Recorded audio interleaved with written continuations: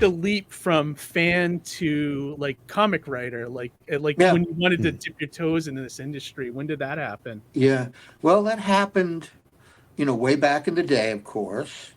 I started writing, my first published stories were for black and white horror type magazines called Nightmare and Psycho. The Okay. company that Mm-hmm. published them was Skywald. Okay, they were Mm-hmm. located in Midtown Manhattan. Mm-hmm. What would happen was you would write a little synopsis, like a one-page synopsis. Now, this of course is way before the day of internet, email, all that jazz, right? So you would go to their office, and I was living in the city at that time. You'd go to their office and you'd drop off your synopses, right? Then what would happen is the artists that they worked with would go to their offices, review all the available synopses, and if an artist sparked to your story, they would then have you write it, okay, the script, because it was synopsis was not a script, obviously. So I was very fortunate. The very first person who selected a story of mine was Jeff Jones. Okay. Jeff Jones, who had that strip in National Lampoon on the last page of the Lampoon called Idol or IDYL. Okay, this goes back. Okay, guys, Yeah. I don't think and I've. Jeff uh, did illustrated the first story I had published, which was called Sleep. Okay, Okay. the second artist who sparked to a story I wrote called The Cosmos Strain was William Michael Kaluta. Oh, okay.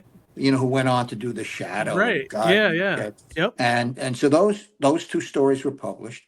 I also had a bunch of stories in these black and white horror magazines published by the Countrywide company called like Witches' Tales. And the first story I had in there was called Eat the Flesh, Drink the Blood. So you can Okay. imagine it was kind of a vampire-ish, Yeah. werewolfish story, right? So I had a Mhm. bunch of that stuff over the years, and so that was my first published stuff. And I got to tell you, the first time I saw that like sleep story, and the first thing, it just blew my mind. It's I think it took me a week to recover from the fact that an actual publisher with astonishing art. And I remember that day. Certain things like you never forget, right?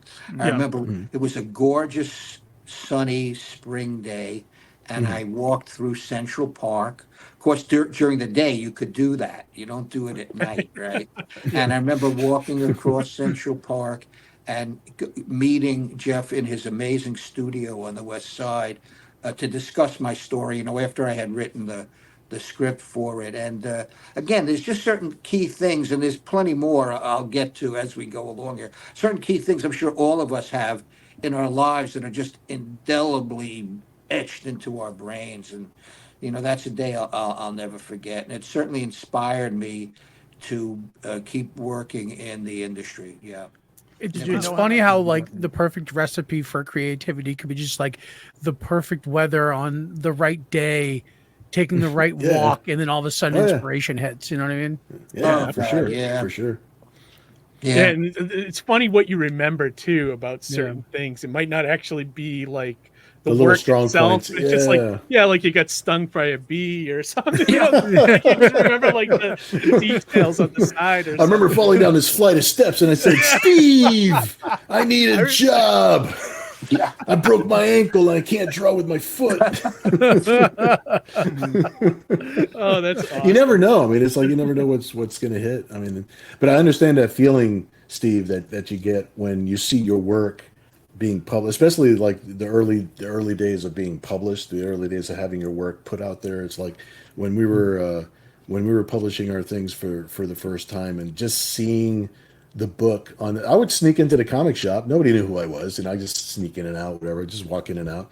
Granted, nobody would know who I was. I'm just this kid who draws comics in his house, so, but I would stand there and if I would see my books up on the shelf, and that was already enough of a high. Yeah. That was already my crack pipe. I'm just sitting there going, it's like, even if nobody bought the book, I'm just like, it's on the shelf. Oh yeah, who cares if anybody bought it? That's way further than so many people get or whatever. You know, it's like it's just patting myself on the back. Wins. I'll take my wins where I can. So that was like that was my drug. You know. Does anyone here think that they were born too early or too late in life? Like would you go back? You know what I mean? Like, no, seriously. Like back in the heyday of comics when it first was happening or a new thing. You know, wouldn't you want to? These guys lived through the first, right. I think, like the big indie boom of the '80s and '90s. Like, I wish I was more with it. I would have loved to make comics. Well, see, okay. I wish I was more with it when I was actually starting out, because it's like when we started self-publishing, when we co-founded Entity Comics and started publishing Zen, that's when Image Comics just formed and came together and was like blowing doors, right?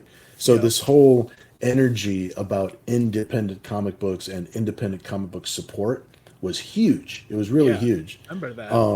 And I wish that I was networking more. I wish that I was actually, I've met more people and I'm closer to way more people since we've started live streaming. Isn't that funny? Yeah.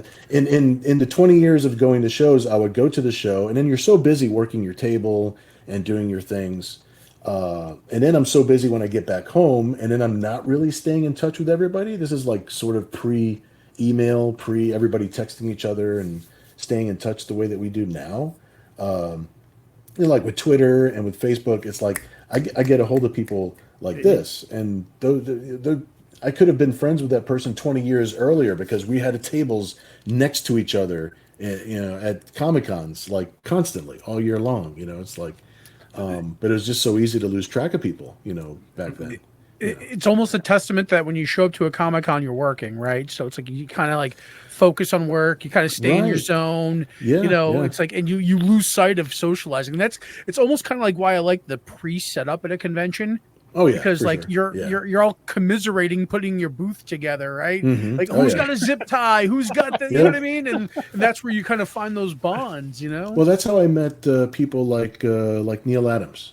He was just walking around the show. Just like we were setting up, he came by our table, and all of us were just like, "Wait, you're hanging out with us while we're setting up? This is pretty dope." We took a picture, we hung out, we talked for a while.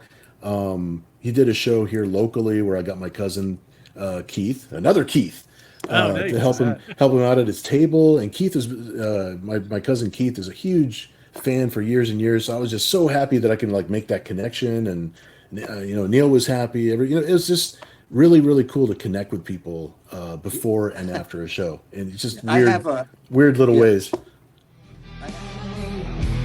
Stars, it's all over, but we don't get mad, baby. The hoster just gets even. But I'll be in that ring and I'll be wrestling because I'm not a coward. Jimmy Hart. I'm gonna have Jimmy Hart. Jimmy Hart wants, Jimmy Hart gets, man. Hey, it's me, the mouth of the South, Jimmy Hart. Join me on July the 20th at the PlasticCityComicCon in Leominster, Massachusetts. I'll be at the Hilton Doubletree. Doors open at 10 a.m. Come by, get a picture, get an autograph, say hello.